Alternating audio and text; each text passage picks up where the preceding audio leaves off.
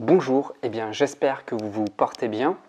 Aujourd'hui, je fais une vidéo avec un nouveau format. Je vous en avais parlé dans la précédente vidéo. J'ai fait beaucoup de vidéos sur l'hypersensibilité avec beaucoup de problématiques. Et finalement, je crois que ça va continuer comme ça quand même. On va pas se mentir, je vais toujours parler d'hypersensibilité, mais peut-être qu'on va aborder des problématiques différentes. Jusqu'à maintenant, on a beaucoup parlé de confiance en soi, on a beaucoup parlé de trouver sa vocation, on a beaucoup parlé de relationnel, on a beaucoup parlé de se créer de bonnes habitudes. Et aujourd'hui, et à partir d'aujourd'hui en tout cas, j'aimerais aborder des thématiques qui me sont peut-être plus proches, plus familières, des choses qui me traversent et pour lesquelles je n'ai pas entièrement les solutions, mais elles font partie de mes champs de recherche. Et même si ce n'est pas des choses que je maîtrise encore sur le bout des doigts, j'aimerais vous les partager, puis ça pourrait être l'occasion de réfléchir ensemble et d'avancer ensemble sur ces préoccupations-là, évidemment, si elles vous intéressent. Alors aujourd'hui, je vais aborder la problématique de l'éco-anxiété ou du burn-out écologique. Vous êtes de plus en plus nombreux à en parler. Et je peux en témoigner parce que j'ai de plus en plus de clients dans mes coachings qui viennent me consulter pour aborder cette question-là. Cette question de qu'est-ce qu'on fait? Qu'est-ce qu'on fait maintenant qu'on est au courant de cette crise écologique qui nous traverse et à travers laquelle il va falloir qu'on change nos comportements. Et très souvent, à travers mes coachings, je rencontre des personnes qui sont démunies face à l'ampleur, face au côté multidimensionnel de cette crise qui nous tombe dessus. Et ça, évidemment, je pense que les prises de conscience se sont accentuées depuis le Covid, où on s'est aperçu, en tout cas, en s'arrêtant de travailler, en prenant un petit peu de distance, qu'on vit dans un système complètement fou de par l'énergie qu'il demande, de par la vitesse à laquelle il évolue.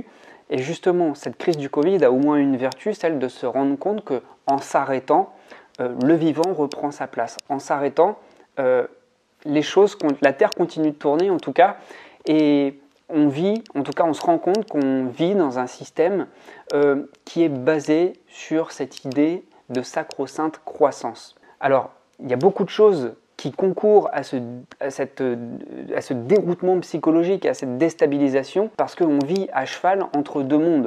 En tout cas, moi le premier, je parle en termes de jeu, parce que c'est ce que je ressens tout d'abord moi-même, c'est que j'ai à la fois un pied dans ce monde dans lequel on est, dans ce monde basé sur la croissance, dans ce monde productiviste, dans ce monde qui veut aller vite, dans ce monde de la communication, dans ce monde de la 5G, etc. Et puis d'un autre côté, il y a le monde du vivant qui a ses rythmes à lui, qui est de plus en plus bouleversé par notre rythme de vie à nous. Alors le monde change et en même temps, même si ce n'est pas la fin du monde, il faut regarder les choses en face et se dire que c'est la fin d'un monde. C'est la fin de ce monde qu'on a toujours connu.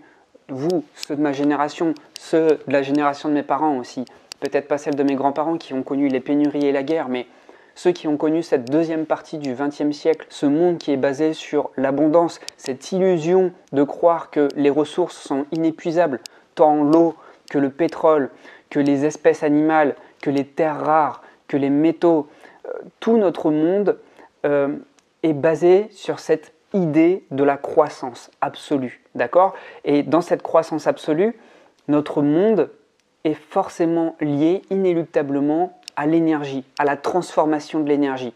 On a besoin d'énergie pour tout. On a besoin d'énergie pour construire. On a besoin d'énergie pour transformer. On a besoin d'énergie pour transporter. On a besoin d'énergie pour communiquer. Tout est à base de pétrole. Sans énergie, tout ce qu'il y a autour de nous, ça n'existerait pas. Il y a du pétrole dans ce smartphone, il y a du pétrole dans ce stylo, il y a du pétrole dans cette cuillère en plastique, il y a du pétrole dans ce flacon, il y a du pétrole dans cette bouteille d'eau, il y a du pétrole dans ces lunettes, il y a du pétrole dans mes vêtements, il y a du pétrole partout. Nous vivons dans une société qui est complètement addicte au pétrole. En tout cas, tout notre fonctionnement est basé sur l'énergie et sur la transformation de l'énergie. Et actuellement, on vit plusieurs crises. Et c'est pour ça que de plus en plus de personnes se sentent complètement bouleversées, se sentent vraiment violemment bousculées parce qu'on est en train de soulever des crises qui viennent de toutes parts. Évidemment, il y a la crise climatique. Je pense qu'on l'a bien vu cet été, qu'on a bien compris. En tout cas, moi, j'étais dans le sud. je l'ai vraiment, vraiment, vraiment compris parce que je vivais dans un mode de vie plutôt sauvage. Je vivais en plein air parce que j'accompagnais ma compagne qui faisait des chantiers écologiques et on dormait dehors. Et le fait de ne pas avoir vraiment de coin de fraîcheur, on n'avait pas de clim, on n'avait pas tout ça, mais on s'est vraiment, vraiment, vraiment senti vulnérable. Donc voilà, la crise climatique, vous l'avez vu avec les cours d'eau qui baissent, etc. Vous avez vu que depuis juin jusqu'à là, mi-septembre, il y a eu des chaleurs qui étaient quand même exceptionnelles. Et puis, au-delà de tout ça, il y a une crise de l'énergie. On le voit, on en parle, on fait que de parler de ça aux actualités. L'énergie devient de plus en plus rare. Mais ce n'est pas uniquement dû à la raréfaction des ressources, c'est qu'il y a aussi une instabilité géopolitique. Il y a une crise aussi géopolitique. Et donc, ça va induire quoi? Cette crise de l'énergie, avec cette hausse du coût, ça va aussi inclure des bouleversements sociaux. Donc, vous voyez que ce monde change. On parle de fin d'un monde et pas de la fin du monde, mais on parle de cette fin d'un monde parce qu'il va être bouleversé de toutes parts. Il va être bouleversé parce que le climat, même si on arrêtait nos émissions de CO2 dès maintenant, le climat va quand même continuer à se dégrader. Ça, c'est le résultat du CO2 qui est accumulé dans l'atmosphère. Notre mode de vie a des effets très néfastes et on parle même d'extinction massive des espèces. Et donc, ce sont toutes ces crises qui sont cumulées qui peuvent vraiment créer un gros bug dans notre tête. On peut vraiment se sentir démuni. Démuni parce qu'on se rend compte que le monde va vraiment changer, mais que nous ne sommes pas prêts à changer. Et on n'est pas préparé en fait. On n'est pas préparé et on n'est pas prêt non plus psychologiquement à abandonner certaines choses.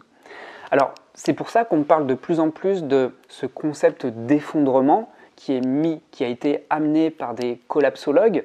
Alors, les deux collapsologues que je connais qui ont écrit un livre, le premier, vous le connaissez très bien, je pense, parce qu'il est très médiatisé, il s'appelle Pablo Servigne, et le deuxième, le co-auteur, s'appelle Gauthier Chapelle. Ils ont écrit un livre.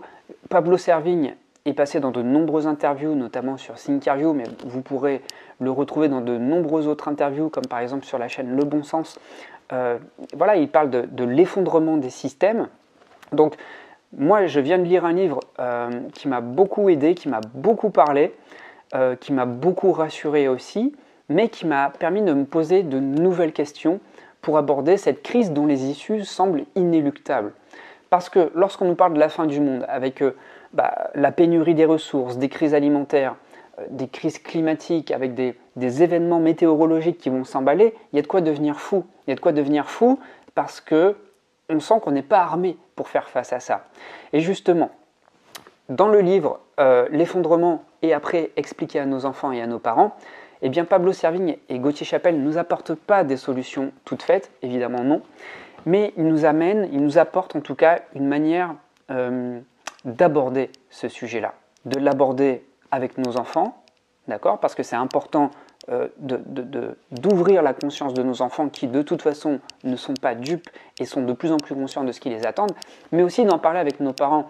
Et moi je partage cette problématique-là avec ma compagne, avec nos parents qui ne sont pas forcément suffisamment conscients de ce qui se passe et qui nous répètent sans arrêt que ça ne sert à rien de s'inquiéter. Alors effectivement, s'inquiéter, ça ne résout pas un problème, mais qui ne mesurent pas la gravité de la situation. Alors, penser que la situation est grave et catastrophique, c'est un fait. Penser qu'on est démuni, c'est un autre fait, et là, ça nous paralyse complètement. Alors justement, dans leur livre, Pablo Servigne et Gauthier Chapelle, à travers un dialogue qu'ils ont imaginé avec leurs enfants et leurs parents, je vous recommande vraiment ce livre, il se lit super bien. Les deux auteurs soulèvent un procédé qui est nommé 4R. C'est se poser les bonnes questions avec le modèle des 4R pour aborder cette crise qui va nous traverser de plein fouet et qui a déjà commencé de toute façon, pour mieux anticiper les choses, pour mieux se préparer psychologiquement et même mieux se préparer aussi peut-être matériellement, pour pouvoir accompagner cette crise le mieux possible. Alors on peut être dans le déni. Le déni, c'est une des stratégies pour traverser une crise, mais vous le savez très bien, les conséquences ne sont jamais bonnes lorsqu'on est dans le déni. Sur le coup, ça nous permet simplement de laisser la vague nous traverser sans que ça nous affecte trop. mais très souvent on est dans le déni pour éviter la souffrance. Alors effectivement, la souffrance fait partie du processus de résilience. Il faut accepter cette souffrance et il ne faut surtout pas, en tout cas, essayer de lutter contre elle. Mais c'est très important d'en parler déjà. C'est pour ça que j'ai décidé de faire des vidéos qui allaient davantage parler de choses qui m'impactaient énormément. Cette chose-là m'impacte beaucoup et je pense que c'est bien d'en parler, de trouver des personnes autour de soi pour parler de cette chose-là. Alors évidemment, vous allez trouver, je pense, au début, beaucoup de personnes qui ne vont pas vouloir le reconnaître, qui vont être dans le déni, des personnes pour qui c'est plus facile de ne pas reconnaître ce qui vient, plutôt que de prendre le taureau par les cornes. Parce que ça remet en question fondamentalement tout notre modèle de vie. Toutes les histoires qu'on s'est racontées, tous les imaginaires qu'on s'est créés. Parce que depuis l'école, on co-crée, en tout cas, on entretient un imaginaire qui n'est pas du tout, de toute façon, les imaginaires que l'on va vivre dans les prochaines décennies. On nous avait parlé de travail, on nous avait parlé de retraite, etc. Je pense que tout ce qui a été construit depuis la Seconde Guerre mondiale, tous les modèles de société que nos parents ont connus, que nous avons connus, si vous êtes comme moi, si vous avez la quarantaine, que vous êtes à peu près en moitié de vie, on a connu ça la moitié de notre vie, mais je pense que la seconde moitié de notre vie, là, les choses vont s'accélérer très vite. Et je ne veux pas du tout être un oiseau de mauvais augure, mais je veux simplement voir les choses en face avec lucidité. Et justement, pour traverser cette crise et ne pas être dans le déni, ni rester dans la souffrance de l'abandon de ce que j'ai déjà connu, eh bien justement, ce modèle des 4 R permet peut-être d'aborder ce qui va nous traverser d'une manière beaucoup plus constructive. D'accord ? Alors, le premier R, il fait davantage référence à une notion de conservation. Et là, on va parler de résilience. Le premier R, c'est celui de résilience. La résilience nous permet quoi ? La résilience nous permet d'avoir cette capacité à rebondir, voire à se transformer après une crise. Je vous donne l'exemple parfait. Et on a eu l'exemple durant tout l'été avec les méga-feux dans les Landes et dans d'autres parties de la France. La forêt qui renaît après un incendie. Cette forêt, lorsqu'elle va repousser, elle sera forcément différente de la forêt initiale. D'accord ? Donc la question à se poser, c'est comment favoriser la pousse de ce qu'on n'a pas envie d'abandonner. C'est en ça que je parle de conservation. Donc, autrement dit, à notre échelle, à nous, dans nos vies, qu'est-ce qu'on tient à préserver vraiment? Qu'est-ce qui est vraiment le plus important? Et ces questions-là de fond, ces questions-là qui sont cruciales, qui sont fondamentales, vont nous aider à trier le superflu de ce qui est vraiment important. Parce qu'on ne va pas se mentir, on a quand même évolué de plus en plus dans une société du superflu. D'accord? Là, se poser les bonnes questions, et notamment celle de la résilience, qu'est-ce qu'on veut conserver? Et comment on va renaître de nos cendres comme une forêt qui va repousser. Alors la forêt qui va repousser, ben forcément ça ne va pas être naturellement les mêmes choses qui vont repousser puisque l'homme a tellement transformé le paysage des forêts que lorsqu'on relaisse la nature faire, ben, ce n'est pas des forêts de pins alignées qui vont repousser. Donc là peut-être que dans un premier temps ça va être de la garrigue, etc. Mais nous on a encore un pouvoir dessus. On a encore ce pouvoir, cette sagesse-là qui a été transmise de génération en génération. On sait aussi planter des arbres, on sait aussi avoir une influence sur le biotope, sur les écosystèmes. Donc qu'est-ce qu'on peut faire? Qu'est-ce qu'on peut faire pour favoriser la pousse de certains arbres, si on veut qu'il y ait certains arbres, et non plus entretenir cet acte de favoriser, de donner forme à la nature dans un but industriel, pas faire pousser des choses pour créer du mobilier, mais juste faire pousser des choses pour faire repartir le vivant. On est une espèce animale très spéciale dans le sens où on est capable du meilleur comme du pire. Du pire, comme vous le voyez, parce qu'on est capable de tout détruire, mais du meilleur, parce qu'on est capable aussi, on a cette sagesse, cette intelligence aussi, de réimpulser le vivant. C'est pour ça que tout n'est pas perdu, c'est pour ça qu'il y a de l'espoir, à condition de se remettre aussi sur les bons rails, de ne plus comprendre que notre société doit être basée sur cette sacro-sainte croissance qui est complètement factice et contraire au vivant, mais plutôt se recaler sur les cycles du vivant et recréer un nouvel équilibre, recréer de nouvelles bases et redéfinir une nouvelle idée de l'abondance. D'accord ? Alors le second R, c'est celui du renoncement. Là, on va songer à ce qu'il faut supprimer. La question à se poser ici, c'est à quoi renoncer pour ne pas aggraver la situation. Vous savez quoi? Évidemment, on nous en parle tous les jours dans les actualités. Les émissions de CO2 sont très fortes. Alors, j'entends qu'il y a des résistances. J'entends qu'il y a aussi des inégalités sociales aussi. Parce que on dit qu'il faut réduire ces émissions de gaz à effet de serre. Et puis en même temps, il y a d'autres personnes qui prennent leur jet pour faire quelques centaines de kilomètres seulement en avion. Je suis totalement d'accord. Mais on doit tous faire notre part à notre échelle. Et j'espère, autant que vous, que cette justice sociale va être faite. Et ce n'est pas parce que d'autres ne respectent pas cet engagement qu'on devrait tous avoir, quelle que soit notre échelle dans la société, qu'on doit rien faire. On est tous responsables. Et ce n'est pas notre colère, cette colère liée à cette injustice, qui va résoudre le problème en fait. Ok ? On peut se mettre en colère pour une bonne cause, pour changer les choses, mais pas pour entretenir un système qui est malade. Donc, la question qu'il faut se poser, c'est quels sont les comportements et les choses auxquelles je peux renoncer. Je pense par exemple à un vol low cost pour aller à Barcelone. Je pense aussi à acheter un nouveau smartphone tous les 2 ans. D'accord ? Donc là, vraiment, dans cet axe du renoncement, on est vraiment dans une optique de décroissance. Même si c'est un mot qui écorche, qui peut faire mal aux oreilles, et qui peut être difficile à accepter parce qu'on nous a toujours vendu cet autre imaginaire, cette autre perspective où l'homme grandissait avec le progrès technique et l'accumulation d'objets, etc. Non, c'est plus ça. On ne peut plus avancer de cette manière-là parce qu'on va aller droit dans le mur sinon. Alors ensuite, le troisième R, c'est le R de restauration.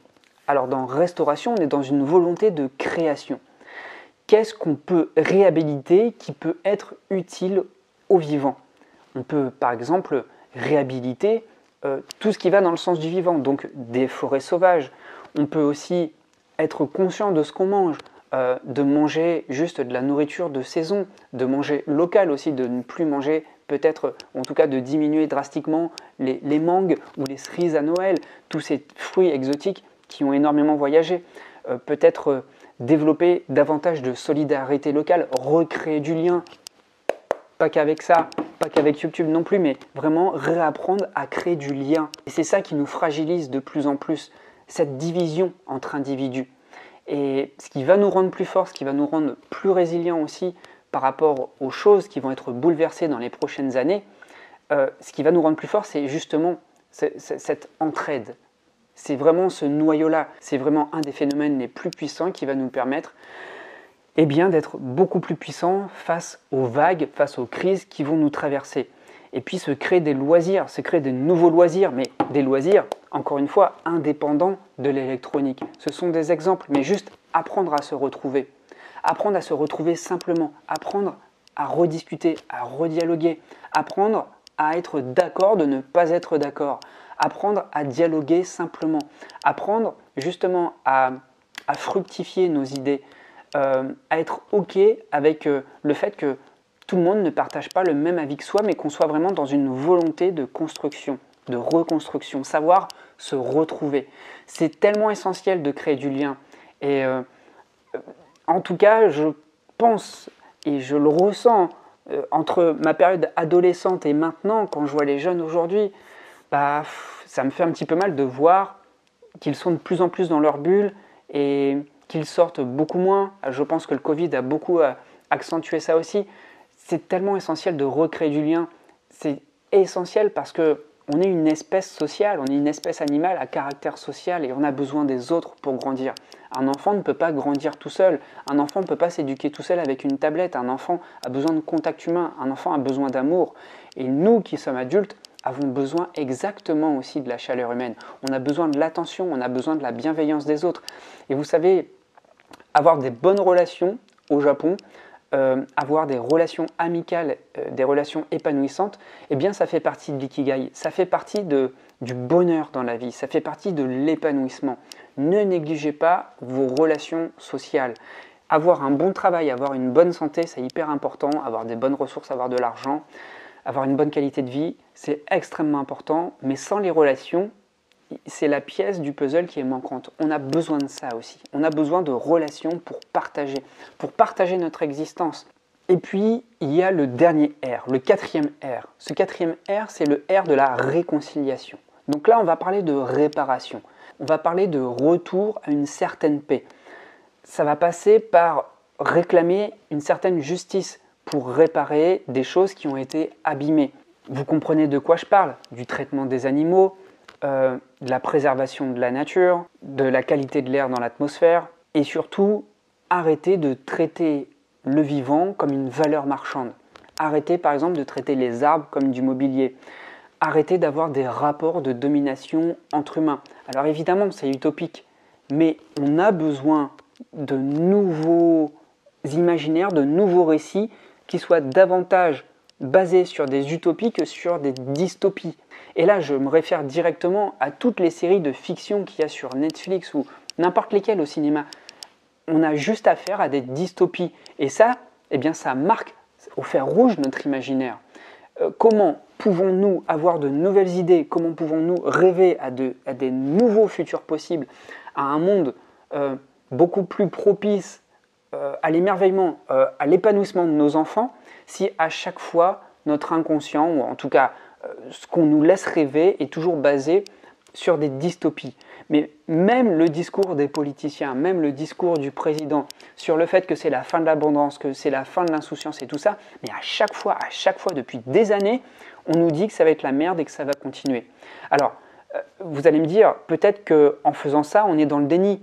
Non, on n'est pas dans le déni, parce qu'on peut être conscient de ce qui va nous traverser, mais en même temps, on peut se dire que c'est l'occasion de vivre autrement, que c'est l'occasion de faire ce qu'on a envisagé de faire depuis des dizaines d'années, depuis le temps qu'on nous parle de ces raréfactions des ressources, de l'emballement climatique et tout ça, c'est-à-dire depuis 1972. C'est l'occasion de justement maintenant matérialiser en posant les bases d'un futur meilleur, et ça passe par le fait de créer de nouveaux récits. Et même si ça peut vous paraître utopique, on est obligé de se baser sur une utopie. C'est ce que disait Che Guevara, soyons réalistes, exigeons l'impossible, et on n'a pas le choix que d'exiger l'impossible. Sinon, eh ben, c'est un futur sombre qui nous attend, si on se laisse comme ça entraîner sans imaginer de nouveaux futurs possibles. Et je pense que notre pays, la France, en tout cas les autres pays d'Europe aussi, ont traversé des heures extrêmement sombres et qu'il faut s'inspirer de ça.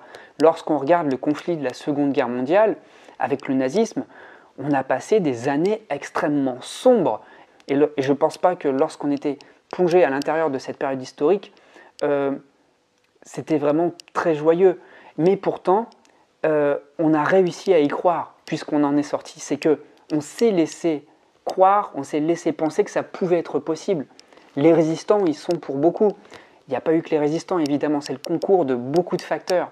Mais en tout cas, on a cet exemple avec nos grands-parents ou arrière-grands-parents qui ont vécu, qui ont traversé cette crise, que même dans les moments les plus sombres, les plus obscurs, les plus pessimistes, on peut se sortir de tout ça.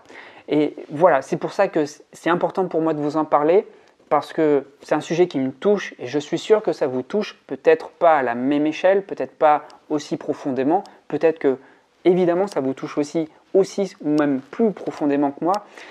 J'ai envie d'en parler et j'ai envie aussi que on développe tout ça, j'ai envie que ça se propage en tout cas. Il faut qu'on en parle autour de soi, il faut qu'on crée du lien autour de soi, il faut qu'on se mobilise, qu'on mobilise notre attention, notre énergie et que nos préoccupations ne soient plus axées sur uniquement cette idéologie libérale basée sur la croissance, mais qu'on se focalise davantage sur le vivant. Alors, est-ce que ça fait de moi quelqu'un de marginal qui pense que l'argent ne sert plus à rien? Pas du tout, pas du tout. Parce que mon avis à moi, c'est qu'on a besoin d'argent pour transformer les choses. Et l'argent, ce n'est pas une fin, c'est un moyen. Et si on mettait ce moyen au service de choses plus nobles, eh bien, je pense que là, cet argent aurait une utilité. L'argent en soi n'est pas sale, n'est pas mauvais, c'est l'utilisation qu'on en fait. Et si je gagne de l'argent, en tout cas moi si je gagne de l'argent avec mon activité, c'est pour survenir à mes besoins, de base, mes besoins physiologiques, mes besoins de sécurité, boire, manger, dormir, me chauffer, mais aussi c'est pour me développer et remplir mes besoins plus élevés, mon besoin d'appartenance, mon besoin d'accomplissement, mais le reste va être au service de choses qui sont en lien avec mes valeurs et avec ce qu'il me semble important de développer.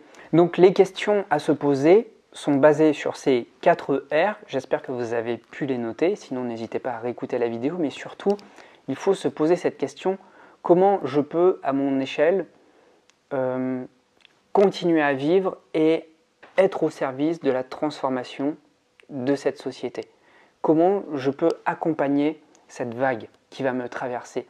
Comment je peux faire de cette crise finalement une opportunité pour moi, pour me développer davantage en accord avec le vivant qui m'anime à l'intérieur de moi, mais aussi comment je peux occuper une place dans ce monde qui va être aussi au service du vivant. Et c'est là qu'on parle de choses écologiques, c'est-à-dire que on est bien avec soi-même, mais on est aussi bénéfique pour toutes les espèces autour de soi. Et c'est le rôle que joue un arbre dans une forêt. Dans une forêt, chaque arbre a une place, a une fonction, et chaque arbre collabore. Chaque arbre participe à l'émancipation de la forêt autour de soi. C'est-à-dire qu'à travers le réseau racinaire, eh bien, les arbres s'échangent des ressources. Et donc, je suis sincèrement convaincu que les humains peuvent fonctionner de la même manière pour créer, on ne va pas parler de forêt, mais une société humaine qui est beaucoup plus saine, beaucoup plus résiliente et beaucoup plus respectueuse du vivant. Alors je sais qu'il va y avoir des commentaires très défaitistes qui vont me contredire, qui vont dire que je fais de la démagogie. Je m'en fous parce que ce n'est pas vous qui allez m'empêcher de m'exprimer. Si vous avez envie de vous exprimer, allez-y, créez une chaîne et expliquez vos propos. Je trouve juste que c'est très simple, très facile de critiquer et de ne pas prendre la parole. Alors, on a le droit de ne pas être d'accord, justement c'est constructif, mais si vous n'êtes pas d'accord avec moi, faites-le de manière constructive et ne soyez pas dans l'accusation. Et pour ceux qui veulent continuer à se former, ou en tout cas à être dans un axe qui est respectueux de qui elles sont, de leurs valeurs, de leur vitalité, du vivant autour d'elles, eh bien on peut en parler, on peut approfondir, on peut trouver des axes d'approfondissement. Pour cela, je propose des coachings. Ce sont toujours les mêmes coachings que d'habitude. C'est le coaching spécial hypersensible. Si vous êtes intéressé, vous pouvez cliquer sur le lien en dessous de la vidéo. J'ai déjà accompagné plusieurs membres de la communauté des hypersensibles à travers ces questions liées aux effondrements. Et je sais que c'est quelque chose qui n'est pas facile, qui nous traverse, mais l'humain est résilient et on peut toujours trouver des solutions pour rendre ce monde meilleur. Mais ça tient qu'à vous. Voilà, si vous êtes intéressé, on se retrouve de l'autre côté. Moi, je vous remercie beaucoup de m'avoir suivi jusque-là et je vous dis à très vite pour une nouvelle vidéo. N'hésitez pas à communiquer avec moi dans les commentaires.